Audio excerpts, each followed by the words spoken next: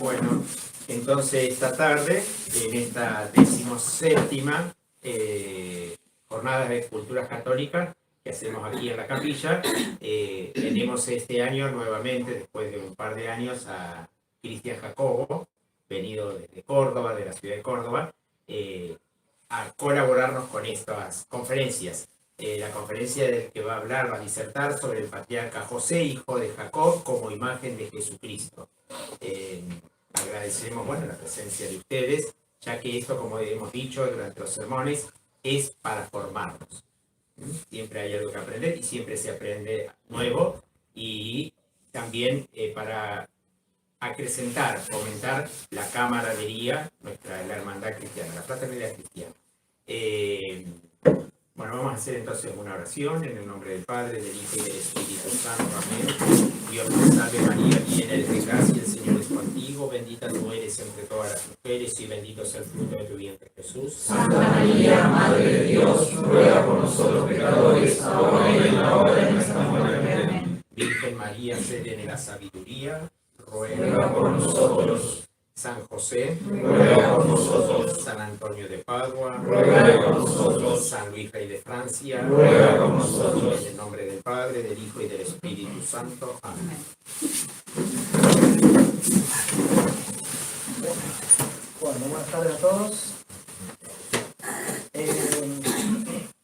Como ya les dijo el Padre, en esta oportunidad vamos a hablar sobre un tema bíblico que tiene que ver con uno de los 12 hijos de Jacob, José, y la imagen que tiene, o sea, las similitudes que tiene la vida de José con nuestro Señor Jesucristo. Y esto nos lleva, en realidad, a la primera vez que vine a dar una charla acá, 2016, 2017, donde yo les hablé de unos principios de interpretación de la Biblia. Así que, con lo cual, esta charla la voy a dividir en 3 partes. La primera, vamos a repasar esta charla muy brevemente, como para refrescar los principios. En la segunda, vamos a hacer una breve semblanza de la vida de José, como de vuelta para poner a grandes rasgos la vida de José ahí en mi mente. Y ya en la tercera parte, vamos a hablar de estas semejanzas entre nuestro Señor y José. Yo después voy a explicar bien, pero esto lo saco de un libro. El autor encuentra más de 300 semejanzas, es una locura lo que ha hecho el sacerdote del siglo XIX. Vamos a ver unas, 90, muy rápido así, como para tener una idea, ¿no? Así que empezamos entonces con el repaso del tema de los sentidos bíblicos. Yo les decía que cuando Dios se revela al hombre, lo hace de la misma manera en que nosotros nos comunicamos entre sí, que es por medio de la palabra, y a su vez Dios lo hizo de la misma manera que nosotros nos comunicamos, que es, esa palabra puede ser oral, como estoy llevando ahora, o escrita, ¿sí? Entonces Dios hizo lo mismo, la palabra oral en la Sagrada Tradición, la escrita es la Sagrada Escritura. Yo voy a hablar solamente de la Sagrada Escritura. Y hay en la Sagrada Escritura 2 sentidos bíblicos. El primero y el más importante es el sentido literal, que es aquel que se obtiene analizando el sentido de la palabra. Cada palabra tiene un significado, uno lo analiza y ese es lo que Dios quiso decir.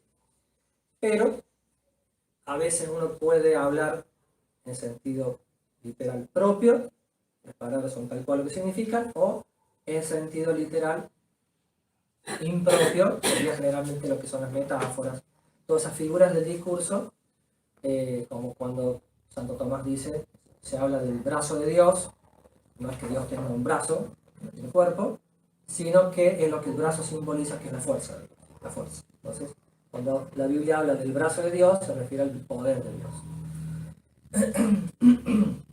Entonces, eso es lo que, en cuanto al primer sentido, que es el literal. Y el segundo sentido, que va a ser esto relacionado con lo que es las semejanzas, se llama sentido típico, Y es algo que solamente lo puede hacer Dios, nosotros no podemos, porque como Dios sabe el futuro, Dios lo que puede hacer es narrar ciertos hechos que ocurrieron realmente y utilizarlos o narrarlos de tal forma sabiendo que van a ser imagen de otra cosa que va a pasar en un futuro cercano o lejano.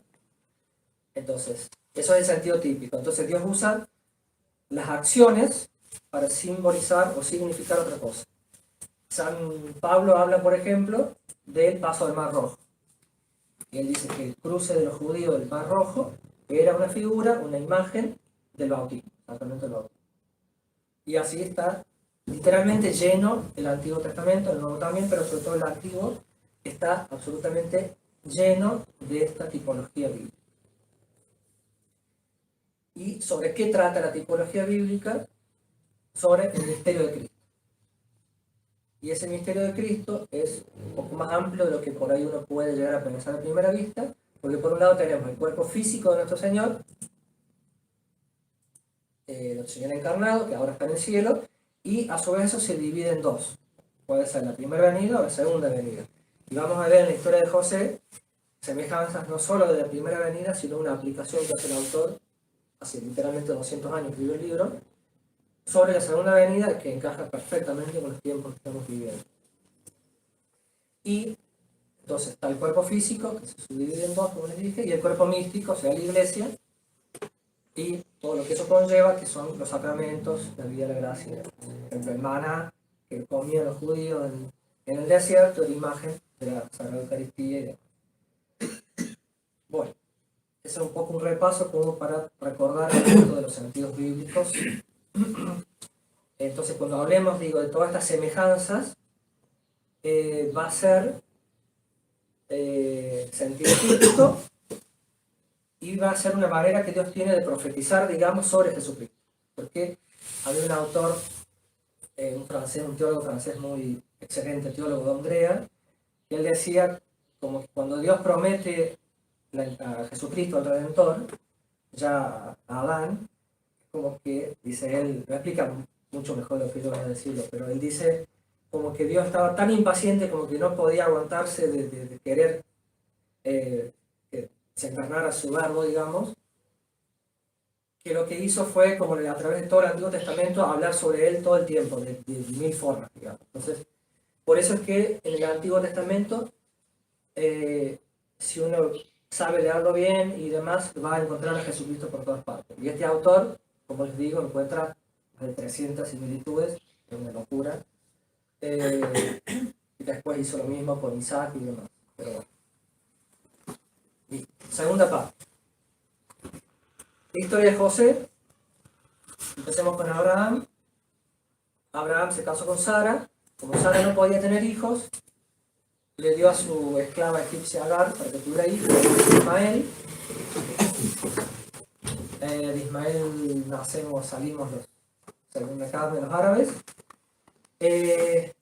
Pero Sara, de vieja, cuando ya no podía tener hijos, Dios se le aparece a Abraham y le dice que de algún año Sara iba a tener un hijo. Y efectivamente nace Isaac. Isaac se casa con Rebeca, tampoco podía tener hijos, no podía quedar embarazada, tuvo muchos años sin poder quedar embarazada, hasta que finalmente, por la oración de Isaac, queda embarazada de gemelos. Esaú nace primero, Jacob es el hijo menor. Ahí hay toda una discusión, después digamos, con el tiempo. Esaú, como era el primogénito, tenía los derechos de primogenitura, pero él se los vende a Jacob. Y cuando Jacob obtiene la bendición de Isaac, Esaú entra en furia, entonces Rebeca le dice a Jacob que se vaya a la casa de su tío Labán, a Siria, hasta que se le pase la furia a su hermano. Y entonces Jacob se va a la casa de Labán, y Labán tenía dos hijas, Lía era la más grande, Raquel era la menor, pero Raquel era linda y Lía no tanto. Entonces le dijo Jacob, quiero Raquel, entonces Labán le dijo, bueno, sírveme 7 años. Perfecto. Entonces está 7 años sirviéndolo a Labán por Raquel, y en la noche de bodas, en lugar de acostarse con Raquel, se acuesta con Lía. Le encaja a Lía, Labán.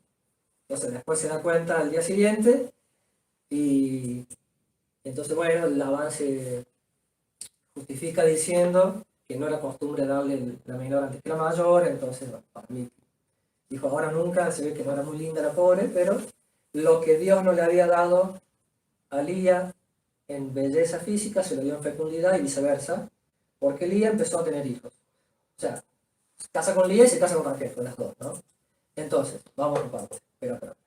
Entonces, de Lía, ¿está bien, está bien? De Lía tiene los 4 primeros hijos, Rubén, Simeón, Leví y Judá, son 12 en total.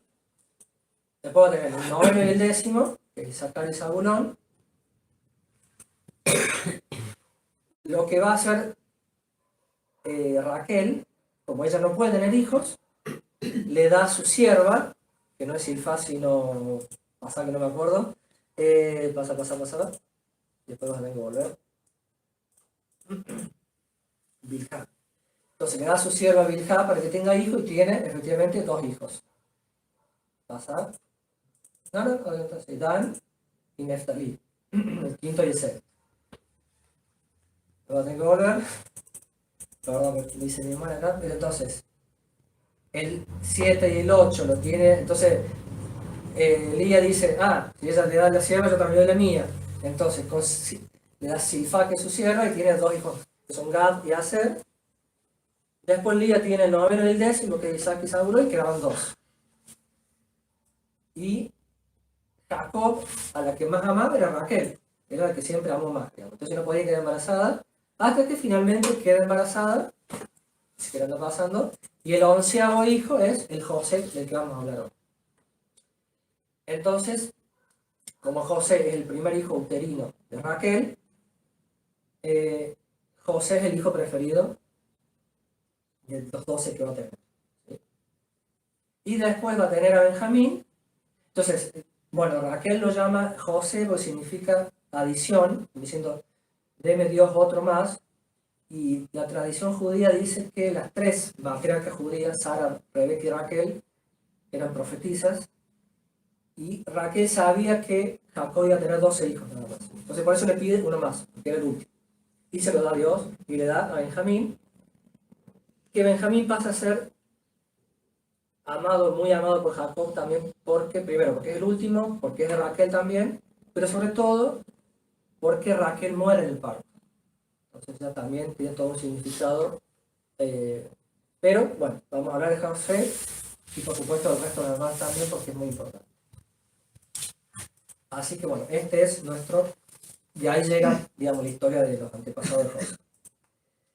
Como les dije, el preferido de Jacob era José,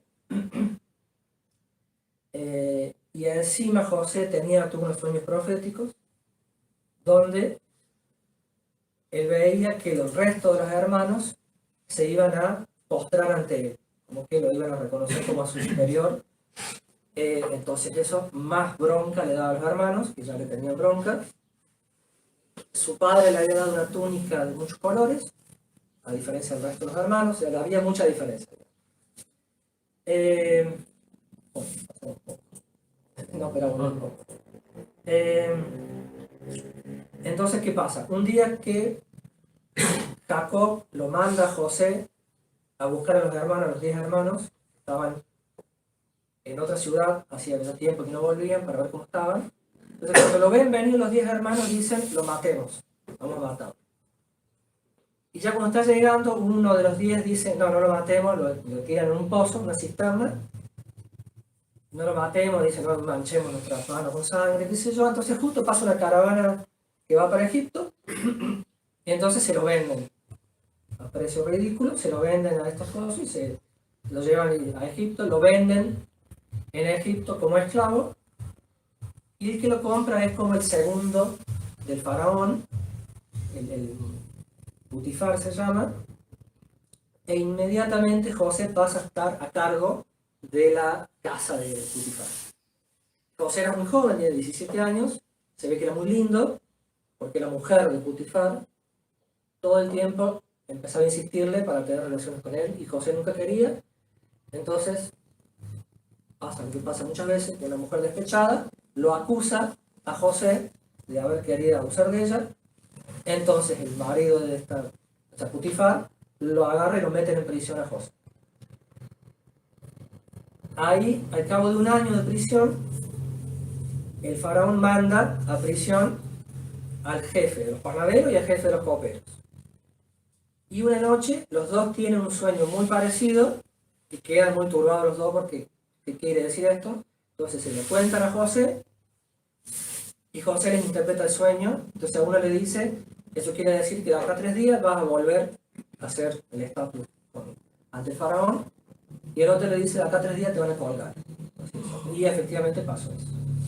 Entonces José le dice a este que que vuelve ante el faraón, le dice, acuérdate de mí cuando estés ante el faraón, intercede para que me saque de acá.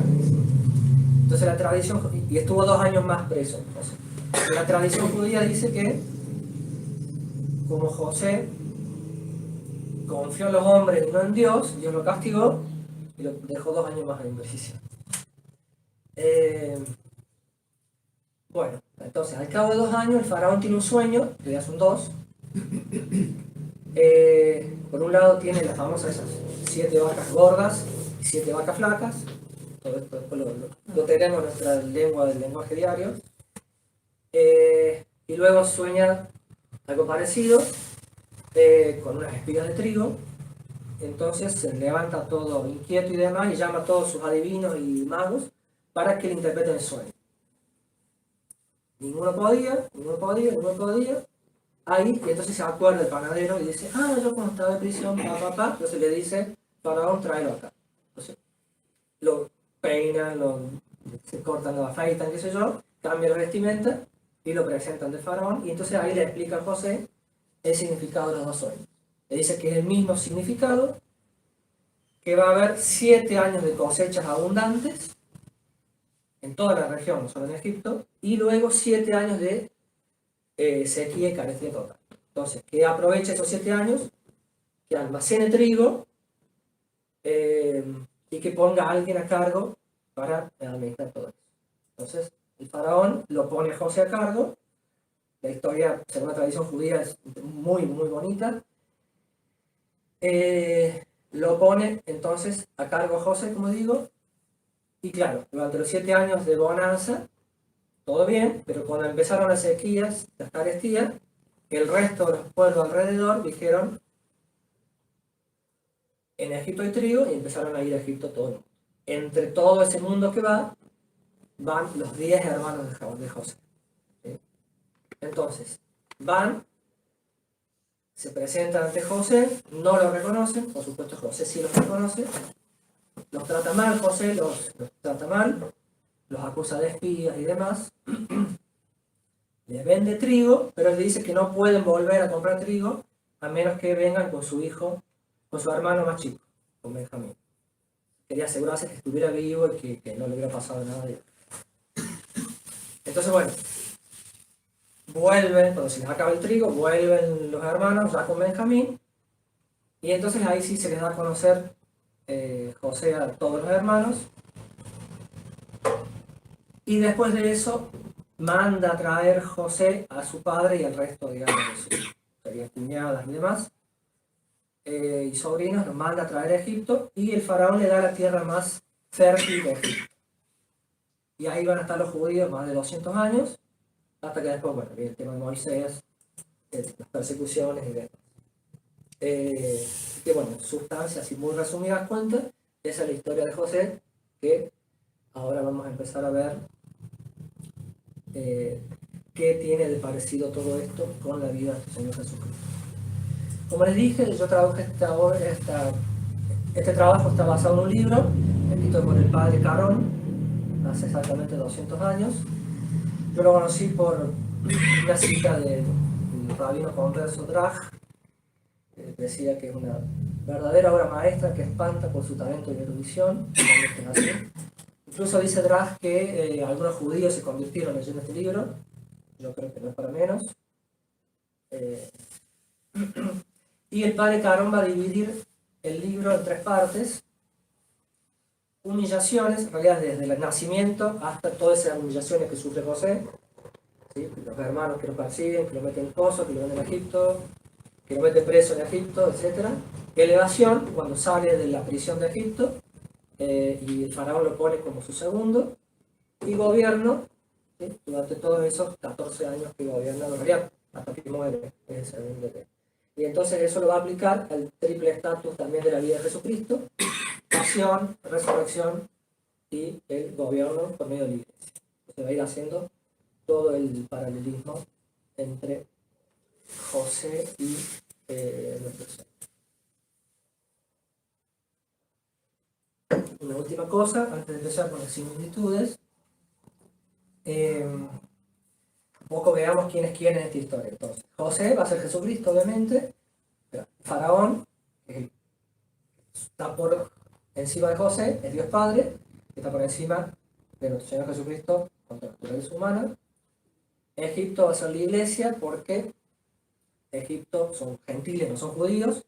La iglesia va a ser formada y juntada de entre los gentiles. Jacob es a veces Dios Padre, a veces los patriarcas.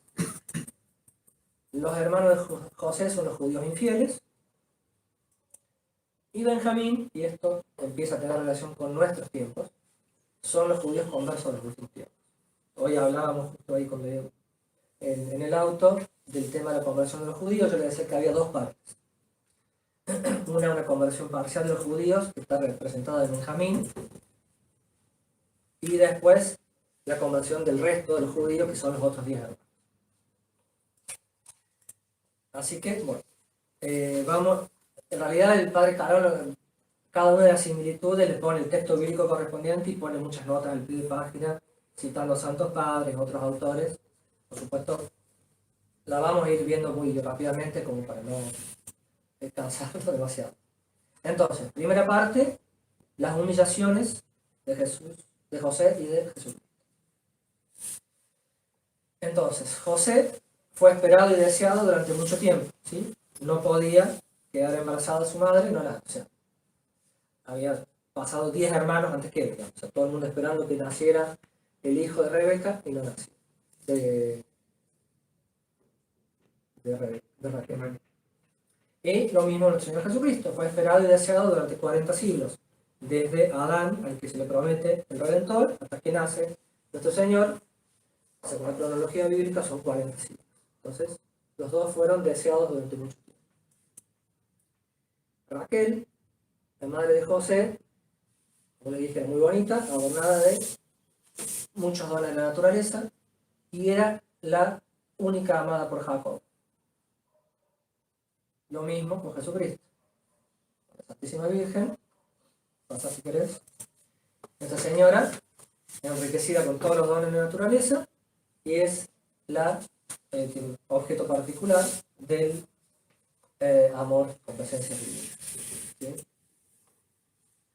José nace de una mujer que se hizo fecunda milagrosamente, y por supuesto lo mismo pasa con nuestro Señor, que nace de una virgen.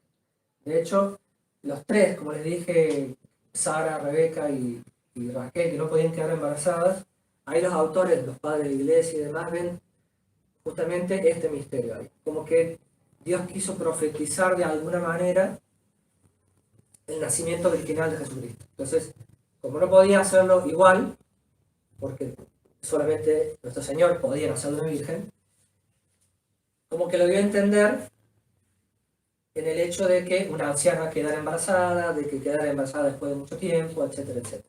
Como que esos partos milagrosos, o esa fecundidad milagrosa, Dios daba a entender, de cierta manera, que su hijo iba a nacer de una virgen.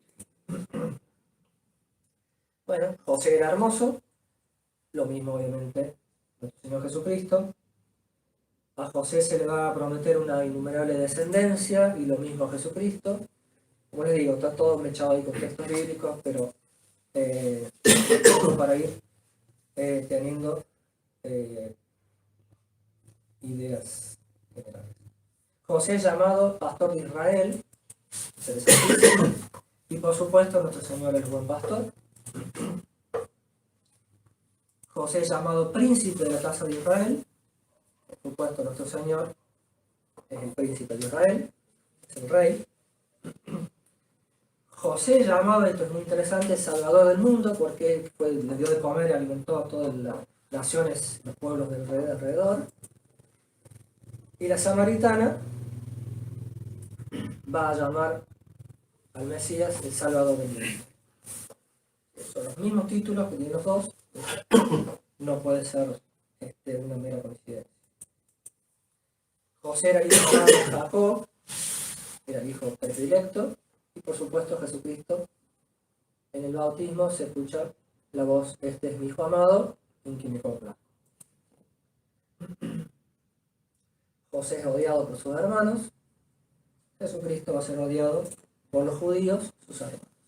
Siempre, como ven, los 10 hermanos representan a los judíos infieles que persiguen a Jesús. Y José era odiado por sus hermanos por 4 causas. Primero porque los acusó, hay otro antes. Primero, perdón, no, más atrás. Perdón. Ese es el 2. Entonces, primero, porque recibía muestras particulares de su padre, lo mismo Jesucristo. José también era particularmente, lo que hacía José era reprender, sería el siguiente. José lo que hacía era reprender los desórdenes de sus hermanos, los acusaba. Lo mismo hizo con nuestro Señor con los judíos, los acusó, faltar al cumplimiento de la ley, de la ley de Dios.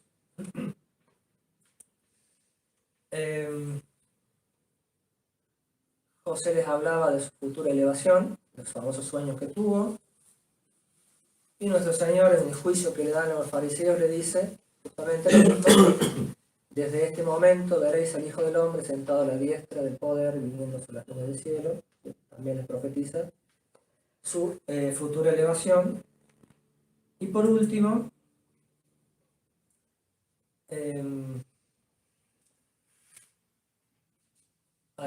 los hermanos no quieren someterse a la autoridad de José, y lo mismo hacen los judíos, ¿sí?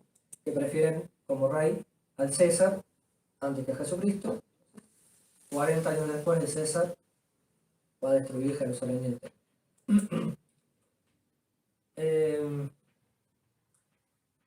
Jacob envía a José en busca de sus hermanos, y Dios Padre envía a Jesucristo para salvar a los judíos a los que había prometido el Mesías. José se fatiga buscándolos, nuestro Señor se fatiga, en el caso de la imagen con la samaritana se ve muy claro, que se sienta fatigado ante el pozo de Jacob justamente.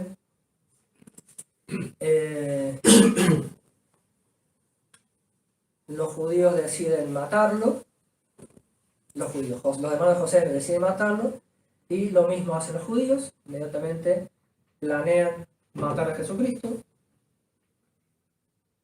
En el pozo, José, cuando lo ponen, lo echan en el pozo, José lo que hace es pedirles, por supuesto, que lo libren que tuvieran compasión de él, que lo liberen de ahí, y en la oración del huerto nuestro Señor va a pedir que si es posible pase el cáliz. Pero bueno, por supuesto que no se haga la voluntad de él, sino... Esto también es interesante. Los judíos, los hermanos, ¿qué hacen de José? Agarran la túnica, después que lo venden, y la llenan de sangre de un cabrito y se la presentan a su padre Jacob y le dicen: esta es la túnica de tu hijo. Entonces esa túnica llena de sangre es la imagen de la humanidad con la que se reviste el Verbo cuando se encarna, que va a ser, como veremos, ensangrentada y crucificada. Los hermanos lo arrojan a una cisterna y nuestro Señor es puesto en el sepulcro. Luego, uno de los principales que lo venden es Judá, uno de los 12 de los hermanos, y por supuesto, el que lo vende a Cristo es Judas. En hebreo es exactamente el mismo nombre, por más que la traducción castellana sea distinta. Y curiosamente, los judíos pretenden justificarse de alguna manera y parecer justos, tanto cuando lo venden a José como cuando lo entregan a Jesucristo, que los fariseos no quieren entrar al pretorio para no contaminarse y poder comerlo. Lo venden por 30 monedas de plata, tanto a José como a Cristo, cantidad de similitudes. Lo interesante es que hasta en los menores detalles, digamos, no es que, y como ven, no es para nada forzado, digamos, se explica solo. José es vendido como esclavo, y nuestro Señor se despojó a sí mismo, como dice San Pablo, y tomó la forma de esclavo. José pasa a tener a su cargo la casa de Putifar, que era el segundo del faraón. Por supuesto, nuestro Señor Jesucristo va a ser el rey sobre su casa, que es la iglesia. La esposa infiel de Putifar lo acusa de pecado, y exactamente lo mismo hace la sinagoga, esposa infiel y adúltera de Dios Padre, lo va a acusar a nuestro Señor y lo va a entregar. José de ninguna manera intentó justificarse, y por supuesto lo mismo hizo nuestro Señor, que como un cordero, como dice Isaías, que no abre su boca, fue llevado al matadero. A José lo abandonaron todos, nadie lo defendió. A nuestro Señor también lo abandonaron todos sus discípulos. José es tenido como un malhechor, y por supuesto lo mismo ocurrió con nuestro Señor Jesucristo. A José lo ataron como un criminal, y por supuesto lo mismo hicieron con nuestro Señor. A José lo pusieron en una prisión, y a nuestro Señor en una prisión, pero también en el sepulcro, imagen de esa prisión. Y acá es interesante porque de los dos que caen en desgracia, no sé por qué el padre Clarón ahí no lo dice, pero es una imagen también muy linda de el buen ladrón y el mal ladrón. Porque de los dos que caen en prisión junto con José, uno vuelve a su estado primitivo y el otro lo cuelga. Y en el caso de el anticristo mueren junto con él dos más, el buen ladrón y el mal ladrón. Uno se convierte y el otro no. Tenemos esa similitud, no sé por qué no la nota. Y él hace el paralelismo con el juicio final, donde dice que, bueno, van a haber uno a su izquierda y otro a la derecha de Cristo, y que va a haber dos sentencias, una de condenación y otra de absolución. Va a haber esa imagen, que también es perfectamente válida, por supuesto. Esto es la riqueza que tiene el sentido típico del que les hablo, es que, a diferencia del sentido literal, puede ser múltiple, digamos. Entonces, da para muchas, y todas son legítimas. Bueno, eso. Pasar uno más, que es dos clases de sentencias. Y entonces terminaría la primera parte, que sería las humillaciones de José y de nuestro Señor Jesucristo. Y ahora seguiría la elevación de José, que coincidiría con la resurrección de Jesucristo. Entonces dice, al cabo de 2 años, el faraón tiene un sueño, y él acaba de interpretar, relacionado con el Apocalipsis, que San Juan tiene una revelación, como si fuera un sueño.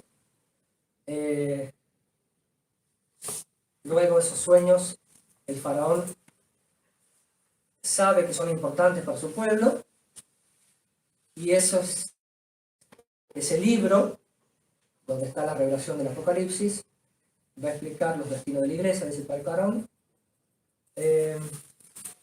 Nadie podía interpretar de los adivinos los sueños del faraón, y San Juan va a decir que nadie puede agarrar ese libro sellado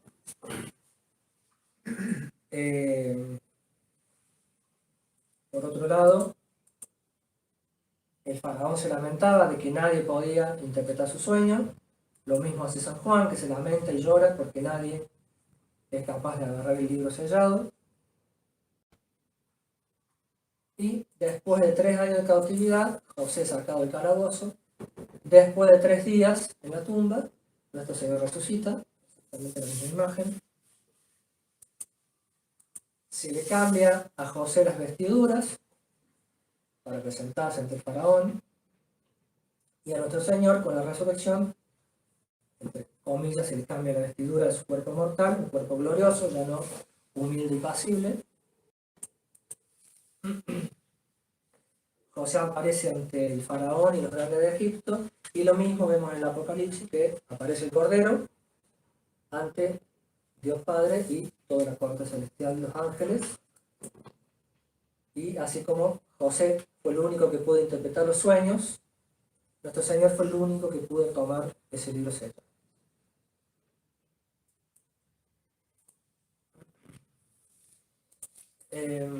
Bueno, José le declara al faraón lo que va a suceder, y eso que va a suceder pronto, inmediatamente va a empezar, y el Apocalipsis va a insistir una y otra vez de que todo eso que va a profetizar va a suceder pronto. José le indica al faraón cómo evitar la escasez y la muerte, y nuestro Señor va a hacer exactamente lo mismo, le va a enseñar a todas las naciones cómo evitar la muerte eterna.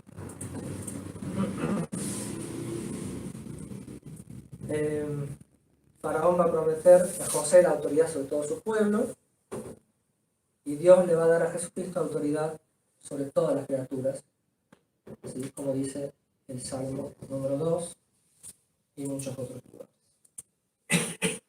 En el caso de José, solamente el rey está por encima de José, el faraón.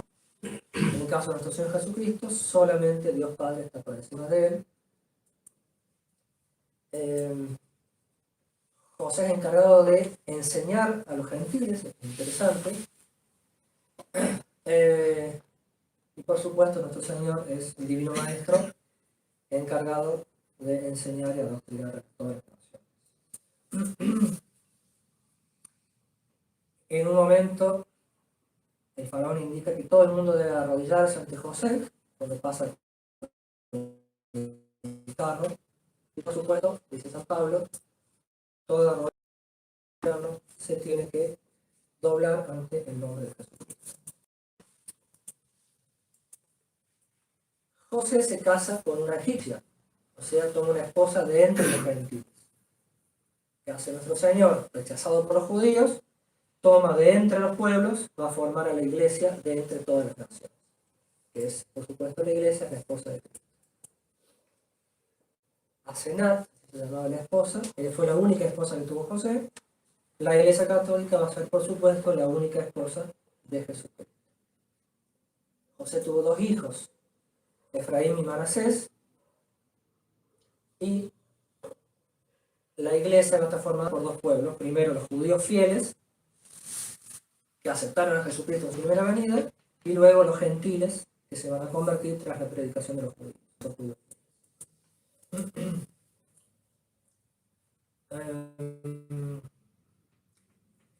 Bueno, esto de cruzar las manos es interesante porque cuando Jacob, antes de morir, va a tomar como hijos a sus nietos, a los hijos de José, y en lugar de darle la bendición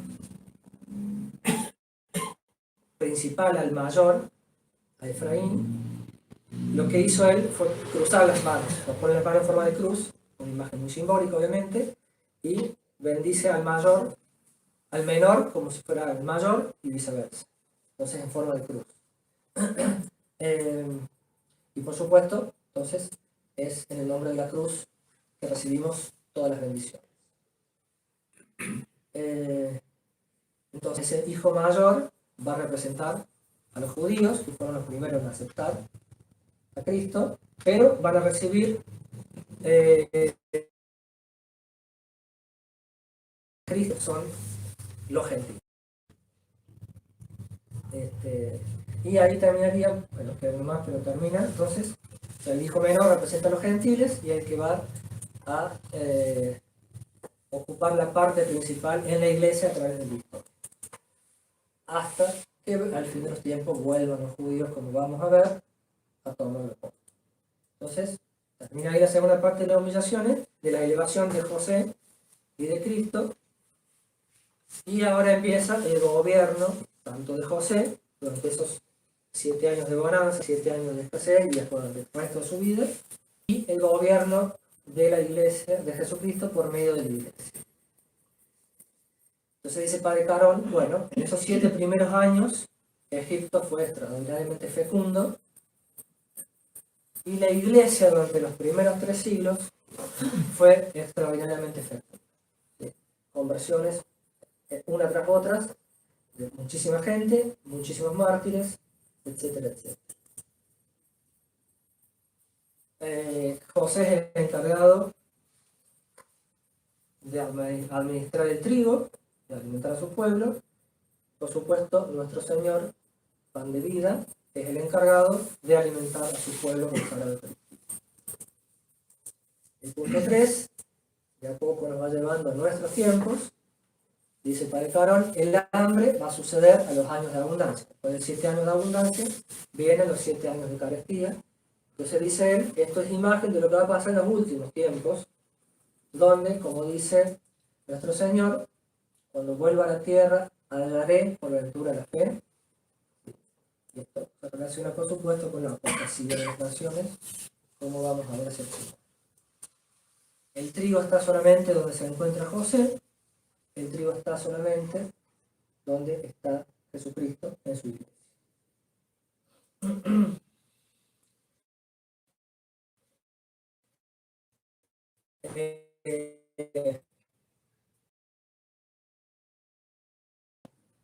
Y Pierre Joseph, que es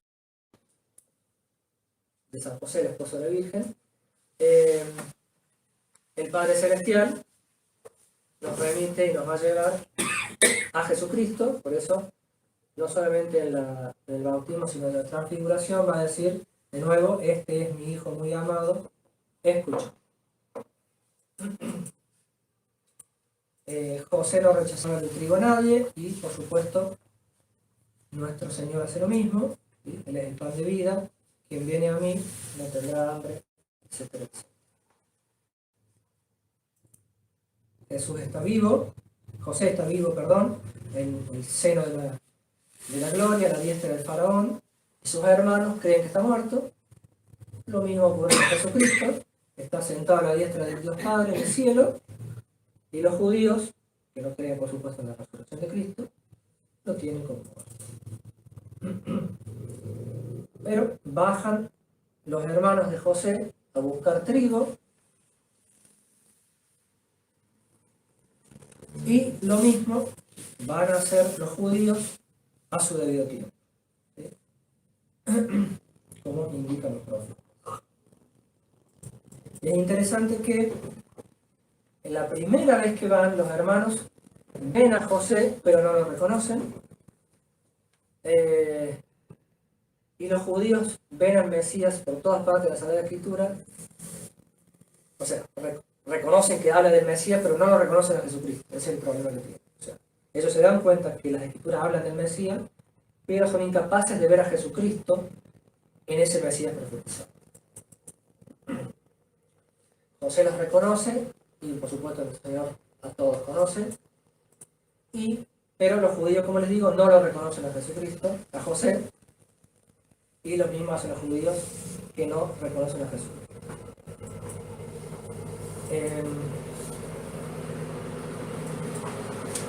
José les hablaba en egipcio y había un traductor de hebreo, o sea, no les hablaba en hebreo, a pesar de que igualmente sabía hebreo, entonces les hablaba por medio de un intérprete. Y nuestro Señor indica en el Evangelio que le habla a los judíos en parábolas, en sentido muy parecido, que como que no les habla directamente, sino como si fuera misteriosamente.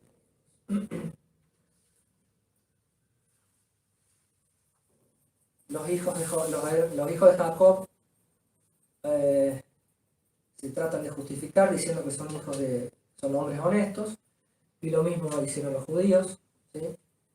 diciendo que son hijos de Abraham y que por lo tanto hacían las obras de Abraham y demás.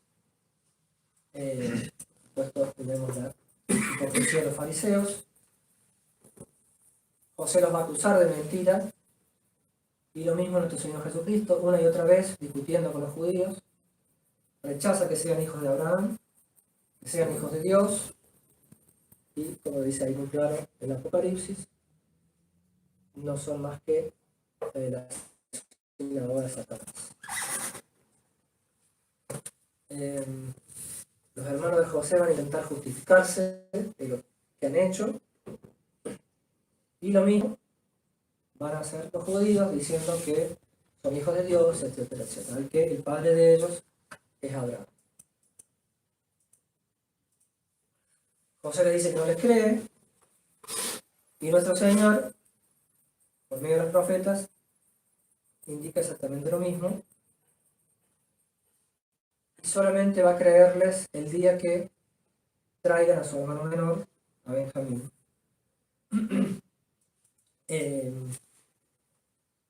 José lo que hace es castigar a los hermanos, va a meter preso a uno de ellos, para que de esa forma, con el castigo, se arrepientan, y lo mismo va a hacer nuestro Señor Dios con los judíos. Hay una serie de castigos profetizados para los judíos para los últimos tiempos, antes de la conversión de los judíos. O sea que el castigo va a funcionar a manera de correctivo previo a la conversión. Pero bueno, mientras tanto, José los trata con severidad, y lo mismo va a hacer Jesucristo con los judíos. Y como les dije, José recién los va a tratar más o menos benignamente cuando vengan con Benjamín. Y nuestro Señor va a hacer exactamente lo mismo cuando se convierta esa primera parte de judíos, que tiene que ver con cuando viene Elías y demás. Por eso que el Salmo dice se convertirán hacia la noche, en los últimos tiempos. Y es interesante porque los judíos van 2 veces a Egipto. Y eso tiene que ver como con las 2 venidas de Cristo. Entonces la primera venida no lo reconocen, y recién lo van a reconocer con la segunda ida a Egipto, o sea, con la segunda venida.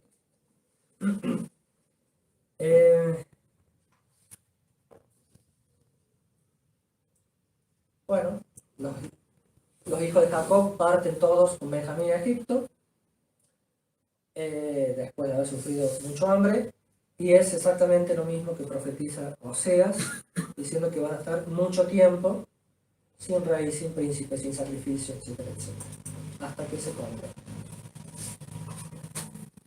Y cuando llegan con Benjamín, lo que hace José es celebrar un banquete con parte de egipcios, con todos sus hermanos, con su mujer y sus hijos, etc. Entonces él dice, el padre Carón, que en este banquete va a haber una imagen, por supuesto, de la conversión de los judíos y de la Santa Misa.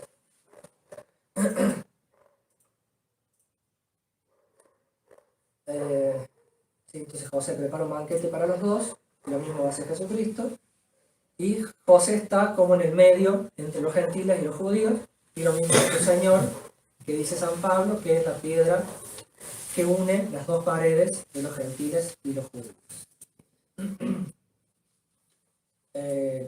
Le va a presentar agua a los judíos para que se purifiquen, imagen clarísima del bautismo, cuando se convierten los judíos.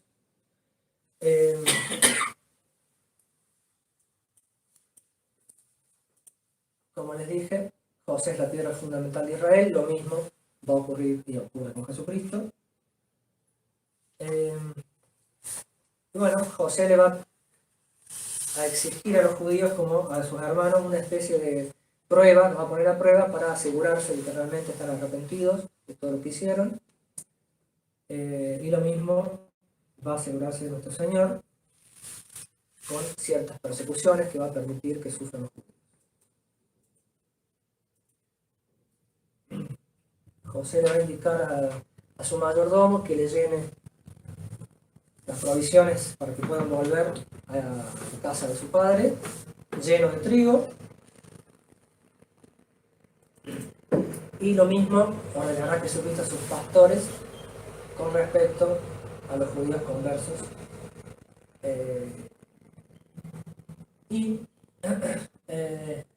Después de reprocharles varias veces, José todo el tiempo que les va reprochando y les va diciendo que no les cree,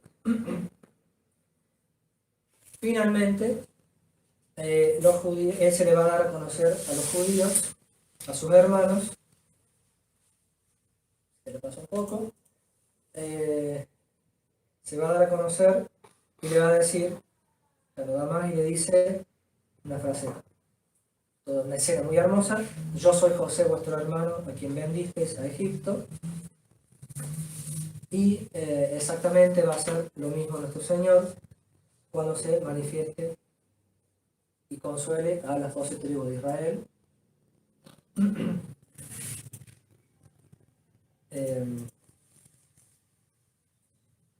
Y por supuesto, José los va a tranquilizar. Y lo que hace José es, como les dije, mandar a los hermanos lleno de trigos, les da ropa, un montón de dinero y demás, para que traigan a su padre y el resto de su familia a vivir a Egipto. Y acá viene lo interesante, si les paso un poco más, porque cuando el faraón invita, digamos, a Jacob a que venga toda la familia de José de Egipto, le va a dar, pasa un poquito más, le va a dar, pasa al siguiente, las tierras más hermosas y fértiles de Egipto. Y es interesante porque va a decir el texto que los egipcios no querían ser pastores, despreciaban, pasa un poquito más si querés, despreciaban ser pastores en Egipto. Entonces, lo que hace José es decirle al faraón que sus hermanos se van a ocupar del pastoreo, por eso le da esas tierras hermosas, y eso ve ahí el autor una hermosa imagen de los últimos tiempos, donde los gentiles, los católicos, van a haber rechazado el, digamos, pastorear a los fieles, la misión de los sacerdotes, y entonces cuando se conviertan los judíos, ellos van a tomar la posta. Yo sé que yo creo que muchos más no lo saben escandalizar el día que se conviertan los judíos, pero son los líderes naturales, digamos, para mí los judíos, y ellos que rechazaron en su momento lo van a recibir el día que se conviertan, y ellos como que van a tomar la posta en la iglesia del poder, y incluso si hay un papa el día de mañana, que yo creo que hay textos bíblicos que lo avalan, no me extrañaría que fuera judío, digamos. Converso, claro, ¿no? Pero, entonces, esto es interesantísimo porque Carón ve profetizado, porque recordemos que esto del sentido típico es profecía. No es simplemente una, qué parecido que es, no. Dios cuando revela estas cosas está profetizando lo que va a pasar. Entonces, cuando dice que los judíos, que los gentiles, los egipcios rechazan ser pastores y que los judíos pasan a ser pastores, está profetizando lo que va a pasar en los últimos tiempos. Estamos viendo que los gentiles no quieren hacerse cargo de sus obligaciones sacerdotales y alimentar al pueblo a la iglesia. Entonces, cuando se conviertan los judíos, ellos van a recibir ahí la posta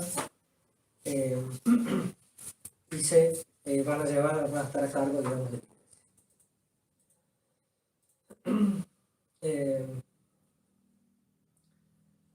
bueno,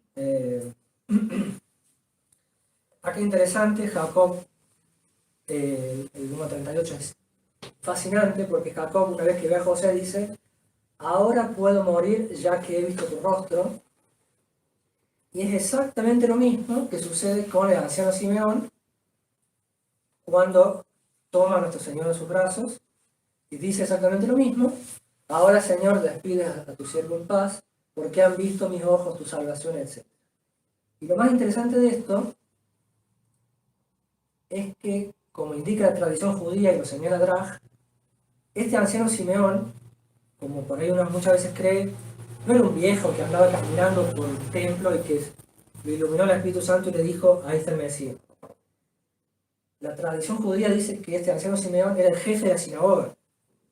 Era el padre de San Gamaliel, que fue el maestro de San Esteban, de San Pablo y de San Bernabé, que a su vez San Gamaliel fue el sucesor de su padre como jefe de la sinagoga. O sea, no es cualquier cosa esto, digamos. Y ahí se cumple perfectamente porque Jacob, representando obviamente al jefe, la cabeza del pueblo de Israel, como era Simeón, que era la cabeza de Israel, los dos reconocen, uno a José y el otro a Jesús, y los dos dicen exactamente lo mismo. Es impresionante las similitudes ahí.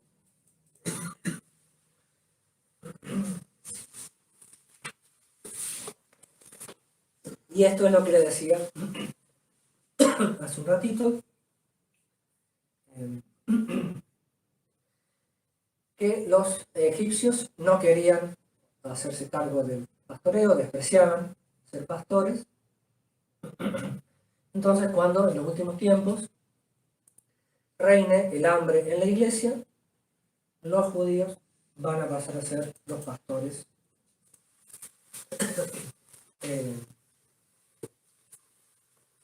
Bueno, y ya básicamente es más de lo mismo. Entonces, bueno, eso. Esa profecía interesantísima, muy propia, como les digo, de estos tiempos. Así que bueno, este fue un rápido pasaje, repaso de todo esto.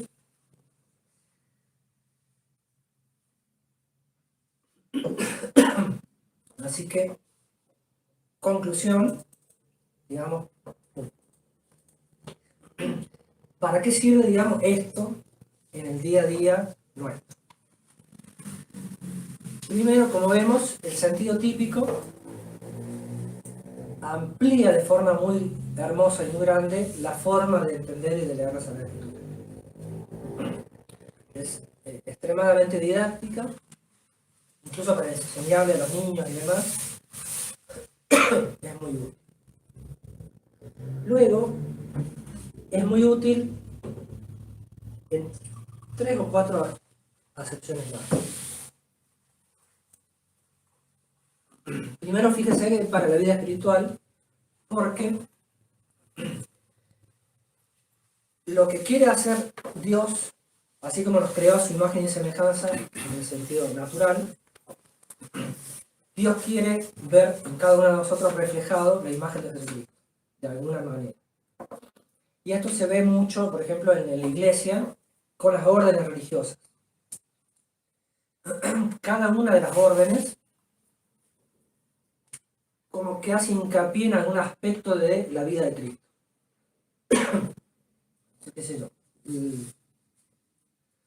Los benedictinos van a hacer hincapié en la oración, en la liturgia,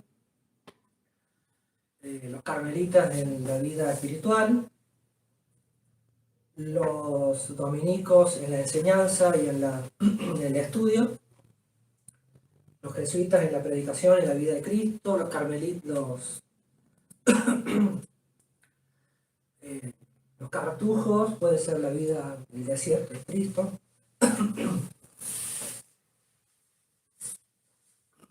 Y esto mismo lo vemos, lo quiere hacer nuestro Señor en nuestra vida particular. Entonces, si José se hubiera opuesto, hubiera rechazado esas cruces que recibió, no hubiera tenido todas estas imágenes de Jesucristo que Dios quería imprimir en él. Luego también es muy importante desde el punto de vista de la apologética, primero para nosotros los católicos, para darle mucho más valor también al Antiguo Testamento, que por ahí se lo rechaza o se lo tiene en menosprecio, y también para cimentarnos, digamos, en la posición nuestra de la situación que vemos y que tratamos de explicar, digamos, de la apostasía, digamos, que vemos hoy en día. El padre Carón va a decir también que es muy importante para los racionalistas porque no pueden explicar que 1500 años antes de Cristo se haya hecho una imagen tan perfecta de Cristo, digamos, una descripción, similitudes tan pero tan grandes.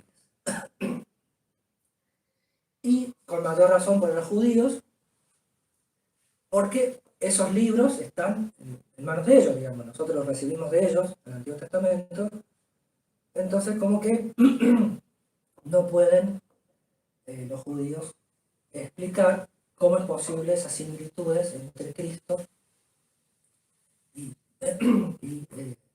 José en este caso. Así que bueno, eso sería básicamente.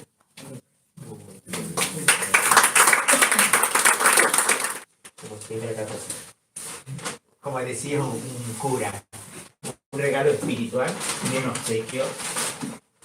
Y el ¿Se puede moral. abrir o qué? Sí, sí que se puede. Es Está pesadito, ¿no? Sí. Sí.